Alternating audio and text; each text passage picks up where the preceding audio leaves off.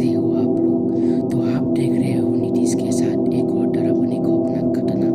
तो चलिए ज़्यादा देर न करते हुए इस घटना को मैं जारी रखता हूँ। तो ये घटना 1960 के ज़माने की है। अलीगढ़ ITI में मेरे पिता प्रिंसिपल थे। हम लोग कैंपस के ही वर्कट में रहते थे। गर्मियों के दिन थे। हम लोग बाहर बरामदे में सोए हुए थे। रात के करीब 1 बजे सुपरवाइजर आकर सिक्योरिटी का काम भी देखते थे मुझे जगाया और कहा कि अपने पिताजी को बुलाया। पिताजी अंदर आंगन में सोए थे। मैंने उन्हें जगाया तो वे बाहर आए तो सिंह साहब ने बताया कि मशीन चल रही है। उसकी आवाज़ यहाँ तक आ रही है। पिताजी ने कहा कि 2-3 लोगों को साथ लेकर जाइए और देखिए कि वहाँ कोई है क्या। वो लोग गए और कुछ लोगों को साथ लेकर गए। काफ़ी देर बाद लौटे और बताया कि वहाँ कोई नहीं था। मशीन अपने आप चल रही थी। उसे बंद कर दिया गया। इतना कहकर वे लोग अपने अपने घर चले गए। अभी वे लोग घर पहुँचे भी नहीं होंगे कि मशीन चलने की आवाज़ फिर से आने लगी। पिताजी को आकर उन्होंने बताया और फिर देखने चले गए। मशीन बंद कर उन्होंने मेन स्विच ऑफ कर दिया। वर्कशॉप बंद करके पिताजी को पटाकर घर चले गए। सुबह के 3 बज चुके थे।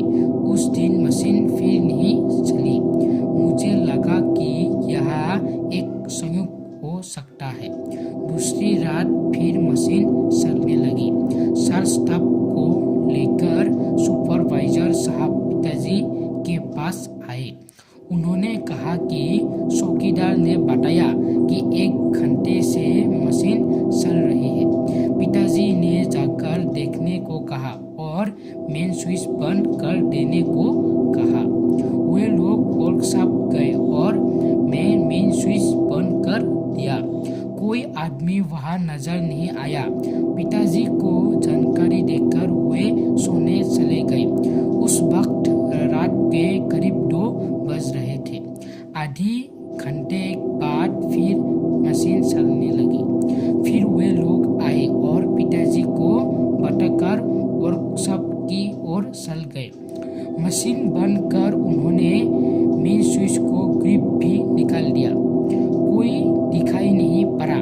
वे सूचना देकर फिर अपने अपने घर चले गए।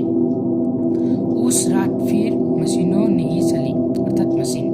दूसरे दिन सुबह सिंह साहब फॉरमैन के साथ आए। उन्होंने कहा कि सर कल सोमवार को प्रैक्टिकल का एग्जाम है। हो सकता है किसी छात्रों का प्रैक्टिकल पूरा नहीं हुआ हो और वो रात में प्रैक्टिकल करता हो। सुपरवाइजर साहब ने कहा कि यदि ऐसा है तो वो दिखाई क्यों नहीं देता। हमारे पहुंचने ही गायब कहाँ हो जाता है। चलिए दिन में देखा जाए। वर्कशॉप खोलकर देखा गया लेकिन कोई नजर नहीं आया। वर्कशॉप बंद कर वे चले गए। इतवार की रात फिर मशीनें चलने लगी। सारे लोग परेशान हो गए कि ये कैसे हो रहा है। सोमवार की परीक्षा शुरू होने में वक्त जब एग्जामिनर आए और जब देकर 8 घंटे में उसे पूरा करने को कहा, फिर अपनी जगह आकर बैठ गए। तभी उनकी नज़र टेबल पर पड़ी और उन्होंने देखा कि वो जब बनाकर पहले से रखा हुआ था।